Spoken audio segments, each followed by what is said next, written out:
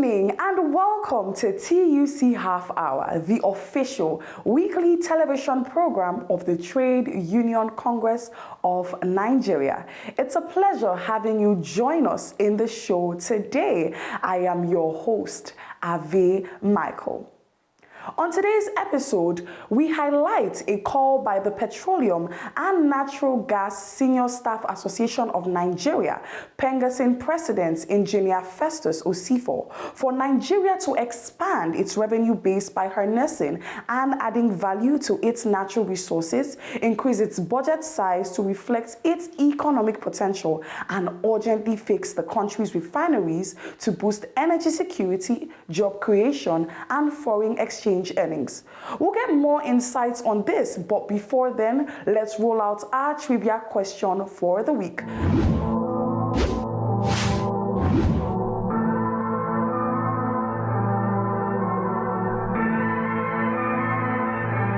Please stay with us until the end of the episode to find out the right answer. TUC Half Hour continues after the break.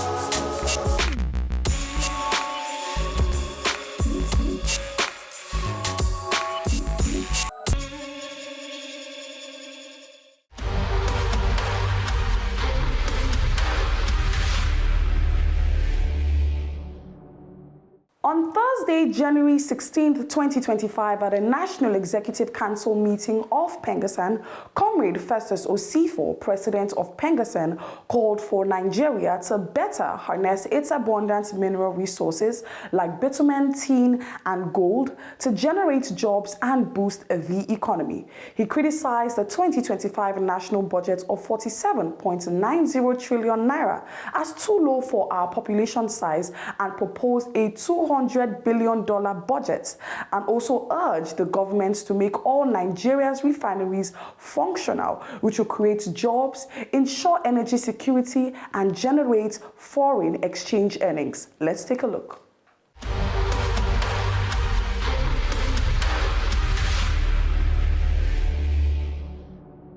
Osifo is a Festus Osifo, president of PENGASSAN, at a recent National Executive Council meeting, advocated for Nigeria to enhance its revenue base by fully utilizing abundant human and natural resources at its disposal. He emphasized that deepening the value chain of these resources would not only increase government's revenue, but create millions of jobs and stimulate economic growth. He also opined that the Ministry of Petroleum Resources should prioritize making all Nigerian refineries operational, ensuring energy security, job creation, and foreign exchange generation.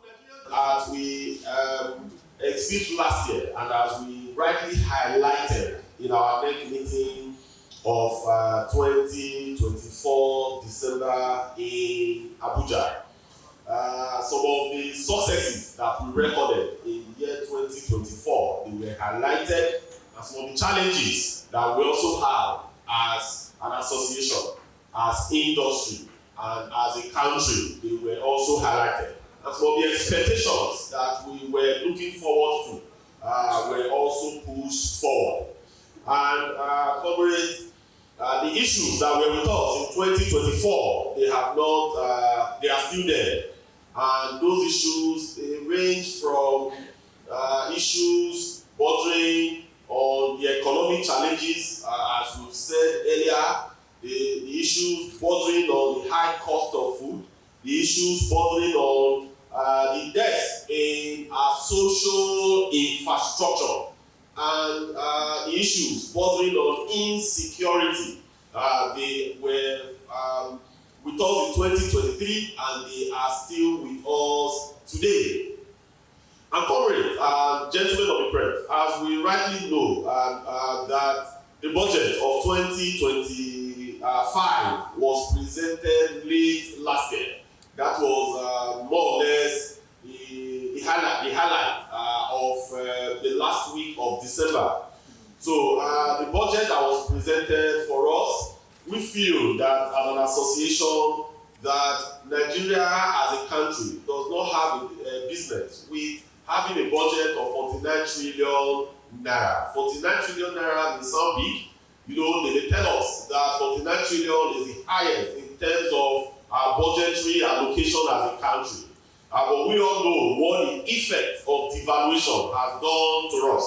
We all know that 49 trillion naira is barely $30 billion. When you compare that to the budget of 2024, which was about $36 billion, although that budget was about 27, less than 30 trillion naira, but the real value of that budget was quite higher than the value of the budget of 2025. As a country, we are over 230 million people, depending on the statistics that you are looking at. And for this number, a budget of $30 billion is quite abysmal. A budget of $30 billion is very, very low for us as a country. Most especially when you compare that with what is obtainable in different parts of the world. South Africa has a population of just about 60 million, and their budget is over $120 billion. That means with a population size that is approximately 25% of Nigerian population, but a budget size that is times 4 of the Nigerian budget size. Why are we so fixated on this? It is because today in Nigeria, we lack social amenities, we lack infrastructure as a country.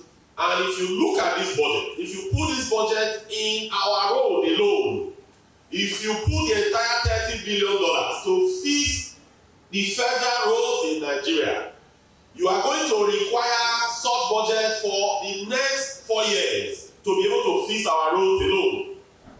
A study was done by the former Minister of Works, Architect Mike Ononobebe, brought in some experts to look at our state of roads and what it will take to fix them. And it was said that it is going to cost about $120 billion to fix our roads. So what that means is that if you take $30 billion You won't, if you don't pay salaries, if you don't spend on education, if you don't spend on health, and you take $30 billion and put into just road construction alone, it will take 4 years of such budget to be able to fix our roads, just roads alone.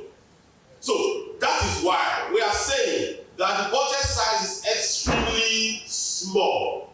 As a country that is endowed with human resources, as a country that is blessed with material resources, with mineral resources, we should be able to be talking about a budget size of $200 billion.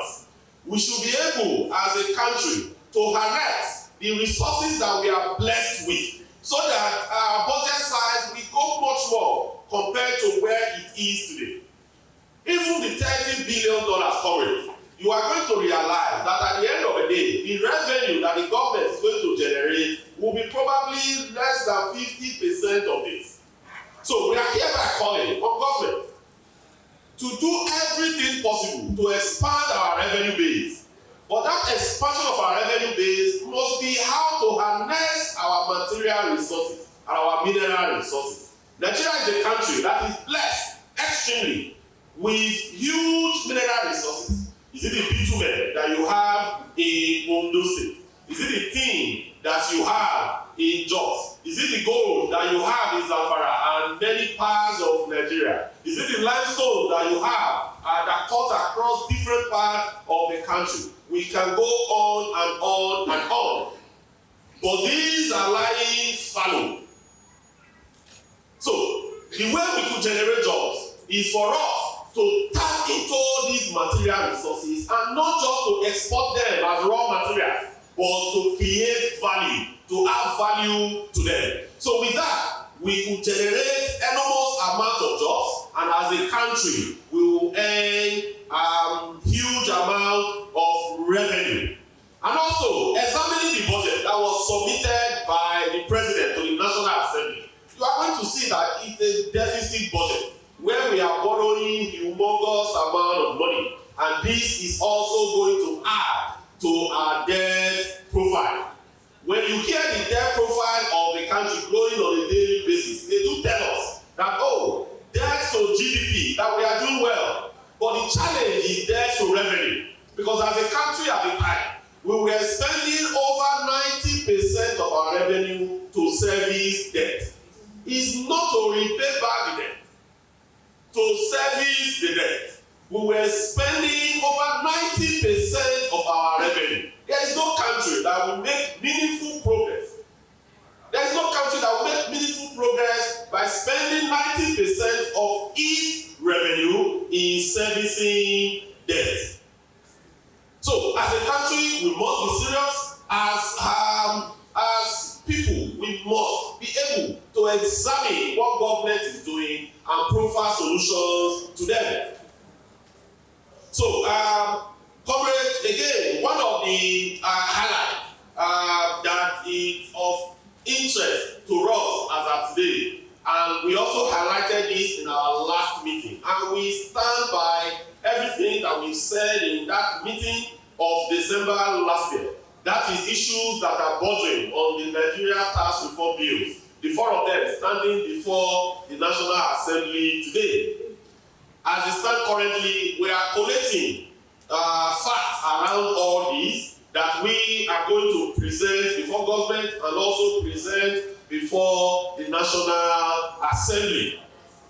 We are calling on the Senate of the Federal Republic of Nigeria, as well as the House of Representatives, that public hearings should not just be jamboree. Public hearings should not just be to tick the box. After they made up their mind on what to do, they just call us for public hearing, and after the show, they go back and do exactly what they intend to do. That is not how public hearings are conducted in all parts of the world. Public hearing naturally is for information to be collated and for those data to be analyzed, and it will form input to the bill. But we have observed that in Nigeria, public hearing is just a show whereby they listen to you and they go ahead to do exactly what they have planned to do. Then also, we wish to also note the current collapse in our national grid. In 2024 alone, our national grid collapsed up more than 12 times. This is a shame to us as a country. We cannot even generate sufficient megawatts to power our homes. Then the little we could generate, because we did around 3,000 to 4,000 megawatts for in fact in 1999. It's been hovering around that, and billions of dollars has gone into this without palpable improvement, without real improvement. And even at that, we are consistently faced with grid collapse, week in, week out. This is not acceptable. In 2025, we have also witnessed the first grid collapse, and God knows how many more we are going to witness before the end of the year.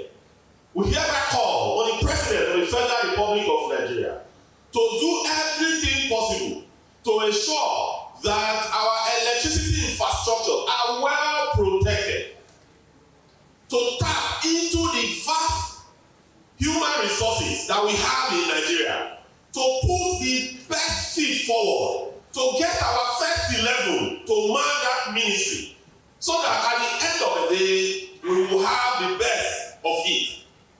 Nigeria is a country that is blessed with enormous human resources, with great intellectuals, and we cannot man our agencies with people that are less qualified, with politicians who have nothing to offer. So the president must look at those that are saddled with the responsibility of manning the net, also those that have the responsibility of manning the ministry. This must be done with utmost urgency. Then I wouldn't stop this remark by also acknowledging the state of our refineries. Just after the last net, the Broaden Refinery came on stream, which quite gladdens the heart of many Nigerians. And for us in PENGASSAN, we will continuously push until all refineries are working. The Kaduna Refinery, we were told, is also, a lot of work is going on there right now, and also the Port Harcourt rehabilitation, the new Port Harcourt Refinery rehabilitation, a lot of work is also going on. So we are calling also on those that are managing the ability of fixing the refineries to get all the refineries to work. As we have noted severally, that beyond being energy secure, it is going to provide a lot of primary jobs and also secondary jobs. And it also have we will also have the opportunity of getting a lot of foreign exchange when the refineries are working, because the value chain of the refineries are quite enormous. There have always been misconception regarding the production of PMS, production of different petroleum products. Like we have stated, if you recall, when Dangote Refinery started operational, it did not start by producing PMS before AGO, right? It started producing AGO after several months. It now moved to produce, it now started producing PMS. Like as we have said, there is no straight operation today, a single run operation that is going to give you a quality of PMS that our cars could use. It is because our cars are now much more sophisticated compared to the internal combustion engine cars that we were using as far back as 1960, 1970. That is why you need series of processes after the initial distillation for you to be able to produce PMS. So let us not be totally too fixated. You know, we've had a lot of our friends from the press and a lot of Nigerians asking questions about blending operations and all that.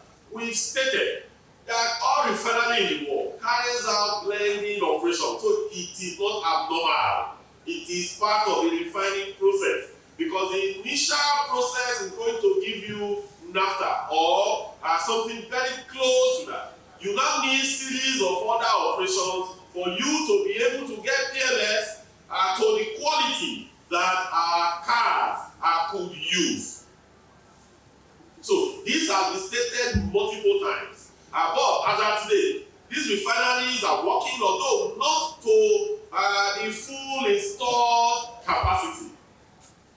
But it is a work in progress. And we could also confirm that there are enormous work going on today in the Kaduna Refinery as well as the new Port Harcourt Refinery. Then in terms of the pricing, comrades, we stated, over and over again, that the real challenge that we are facing as a country is majorly about our exchange rate. We stated this for the update time. It's majorly about the exchange rate. The price of PMS is high today because the exchange rate is high.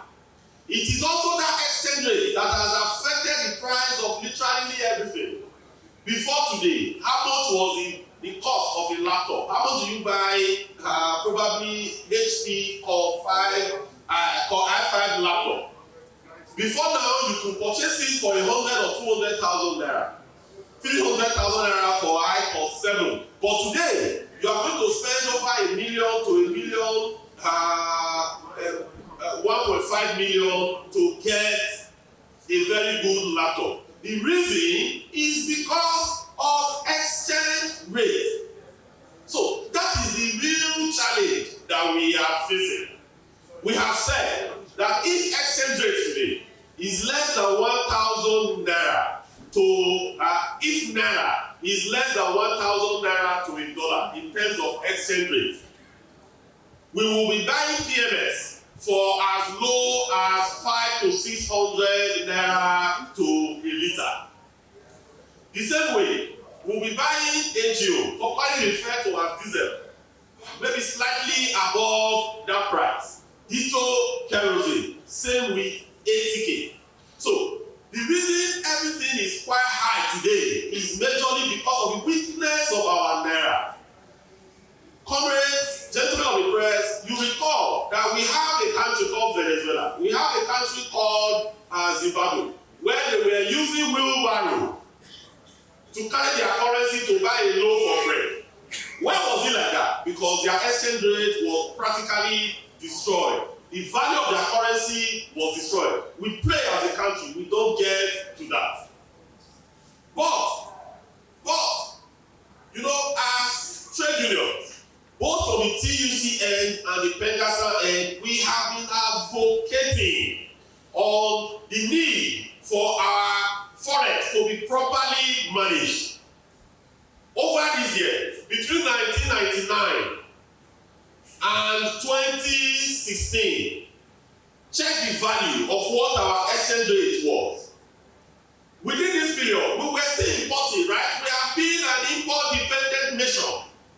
But we were able to manage our exchange rate that it didn't devalue up to 120% for almost maybe 17, 18 years. We managed it. And that is why we had relative stability within those periods. But today, between June last year and today, we could see where we moved to. And this erosion actually started in 2016 and we are here today. If our exchange rate today goes to 2,500 naira to a dollar, God forbid, the cost of items are also going to go up. Someone will ask, we produce crude, so what do we have to do with exchange rate? Someone will ask, oh no, government said that they are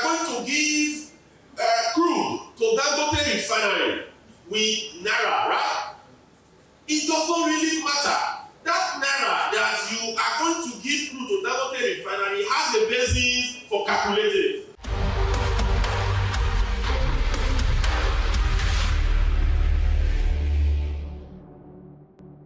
Hopefully, government bodies and policymakers would look into the advocacy of PENGASSAN. We are slowly wrapping up today's episode, but let's reveal the answer to our trivia question for the week.